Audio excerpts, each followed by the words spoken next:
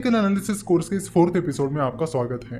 पिछले एपिसोड में हमने कैंडल स्टिक के बारे में बात की थी और बेसिकली ग्रीन और रेड कैंडल को समझा था। आज हम वहां से आगे बढ़ेंगे। तो किसी भी कैंडल की जो बॉडी होती है वो बहुत इंपॉर्टेंट होती है। बॉडी से हमें दो चीजें पता चलती है, उस दिन की या उस पीरियड की ओपनिंग प्राइस और उस दिन की या उस पीरियड की क्लोजिंग प्राइस। और बॉडी के कलर से हमें पता चलता है कि वो बुलिश कैंडल है या बियरिश कैंडल है। तो कैंडल स्टिक टेक्निकल एनालिसिस के लिए बहुत ही ज्यादा इंपॉर्टेंट है, क्योंकि बस एक कैंडल को देखकर आपको बहुत सारी चीजें पता चल जाती हैं और इसीलिए आप ट्रेंड के बारे में पता कर पाते हो कि बुलिश ट्रेंड चल रहा है या फिर बियरिश ट्रेंड चल रहा है। शेयर की ओपनिंग प्राइस, क्लोजिंग प्राइस, लो और हाई को चेक करने के लिए आपको उनकी प्राइसेस चेक करने की जरूरत नहीं होती। आप बस कैंडल की मदद से वो सारी इन्फॉर्मेशन हासिल कर सकते हो। सो जिन रेड और ग्रीन कैंडल्स के बारे में हमने बात की, उनके अलावा भी कई सारी अलग अलग शेप्स और स्ट्रक्चर की कैंडल्स होती है, जिन्हें वन बाय वन अब हम समझेंगे। और ये कैंडल्स हमें ट्रेडिंग करने के लिए बहुत ज्यादा इंपॉर्टेंट इन्फॉर्मेशन प्रोवाइड करती है। इन कैंडल्स की मदद से आप पता कर सकते हो कि आपको कब एंट्री लेनी चाहिए, कब एग्जिट लेनी चाहिए और आपका स्टॉप लॉस क्या होना चाहिए। तो सबसे पहली कैंडल ये है। इस तरह के कैंडल्स के बारे में हमने पिछले एपिसोड में ही बात की थी।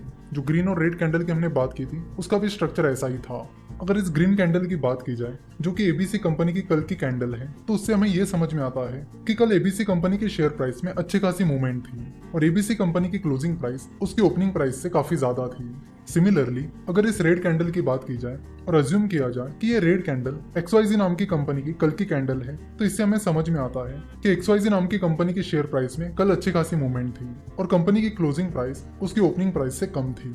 नाउ अब इन कैंडल्स की बात करते हैं। तो अगर आप देखोगे तो इन कैंडल में और पिछली वाली कैंडल्स में डिफरेंस ये था कि पिछली वाली कैंडल्स की जो शैडोज थी वो काफी लंबी थी और इन कैंडल्स की जो शैडो है वो उतनी लंबी नहीं है। तो अगर किसी कैंडल की शैडो कम है तो उससे हमें क्या पता चलता है? तो उससे हमें पता चलता है कि अगर वो ग्रीन कैंडल है तो उसकी क्लोजिंग प्राइस उसके हाई प्राइस के काफी नजदीक थी और साथ ही उसकी ओपनिंग प्राइस उसके लो प्राइस से काफी नजदीक थी।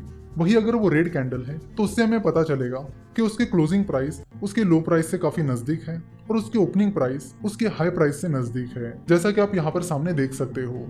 अगली जो कैंडल्स हैं वो कुछ इस तरह की हैं। तो आप देख सकते हो कि इन कैंडल्स को तो सिर्फ बॉडी है, उनकी शैडोज गायब है, यानी उन्हें शैडोज ही नहीं है। तो अगर किसी कैंडल को शैडोज ही नहीं है तो उसका क्या मतलब होता है? तो उसका मतलब होता है कि अगर वो ग्रीन कैंडल है तो उसकी क्लोजिंग प्राइस उसके हाई प्राइस के बराबर है, वही उसकी ओपनिंग प्राइस उसके लो प्राइस के बराबर है। वही अगर वो रेड कैंडल है यानी बियरिश कैंडल है तो उसकी क्लोजिंग प्राइस उसके लो प्राइस के बराबर है, वही उसकी ओपनिंग प्राइस उसके हाई प्राइस के बराबर है। अब अगले कैंडल्स के बारे में बात करते हैं। अगली कैंडल्स कुछ इस तरह दिख रही है, जिसमें उनकी बॉडी काफी छोटी है, वही उनके शैडोज काफी ज्यादा लंबी है।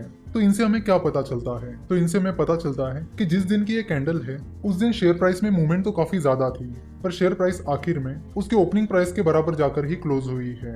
अगर वो ग्रीन कैंडल है तो उसकी क्लोजिंग प्राइस उसकी ओपनिंग प्राइस से थोड़ी सी ही ज्यादा ऊपर है, वही अगर वो रेड कैंडल है तो उसकी क्लोजिंग प्राइस उसकी ओपनिंग प्राइस से थोड़ी सी ही ज्यादा कम है। तो इन कैंडल से हमें पता चलता है कि उस दिन शेयर प्राइस में मूवमेंट बहुत ज्यादा हुई थी। जैसे कि आप देख सकते हो कि उसके लो प्राइस में और हाई प्राइस में काफी ज्यादा डिफरेंस था, पर वो शेयर प्राइस उसके हाई प्राइस पर या लो प्राइस पर मेंटेन नहीं रह पाई और आखिर में वो शेयर प्राइस उसके ओपनिंग प्राइस के पास जाकर ही क्लोज हुई। तो अगले कैंडल का पैटर्न कुछ इस तरह है, जिसमें आप देख सकते हो कि बॉडी लगभग नहीं के बराबर है। तो ऐसी कैंडल से हमें क्या पता चलता है? तो ऐसी कैंडल से हमें पता चलता है कि उस कैंडल की ओपनिंग प्राइस और क्लोजिंग प्राइस सेम ही है। अगर ओपनिंग प्राइस और क्लोजिंग प्राइस सेम है तो फिर वो कैंडल रेड है या ग्रीन है, इसका सवाल ही नहीं आता। तो ऐसी कैंडल से हमें ये समझ में आता है कि शेयर प्राइस में मूवमेंट तो अच्छी खासी थी, पर शेयर प्राइस जहां पर ओपन हुई वही जाकर क्लोज हो गई, वो अपने मूवमेंट को बनाए नहीं रख पाई।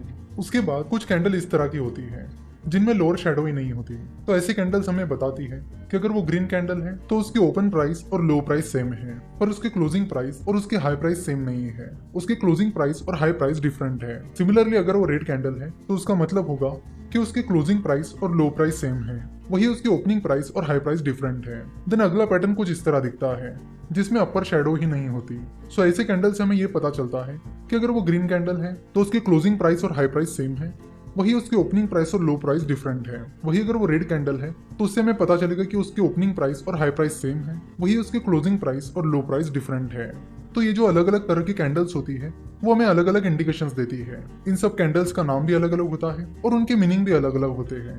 तो आज के इस एपिसोड में हमने लगभग उन सारी अलग अलग कैंडल्स के बारे में जान लिया है। अगले लेक्चर में हम कुछ और कैंडल्स के बारे में बात करेंगे। साथ ही हम कैंडल स्टिक के जो अलग अलग पैटर्न्स हैं उनके बारे में बात करेंगे, उनसे हमें क्या इंडिकेशन मिलते हैं उनके बारे में बात करेंगे, और ट्रेडिंग में उनका कैसे इस्तेमाल किया जाता है इसके बारे में भी बात करेंगे। तो अगर आपके यहाँ तक के सारे बेसिक्स क्लियर हो गए हैं तो यहाँ से आगे आपको पैटर्न्स और इंडिकेटर समझने में बड़ी आसानी होगी। साथ ही उन पैटर्न्स और इंडिकेटर्स को यूज करने में भी काफी ज्यादा आसानी होगी।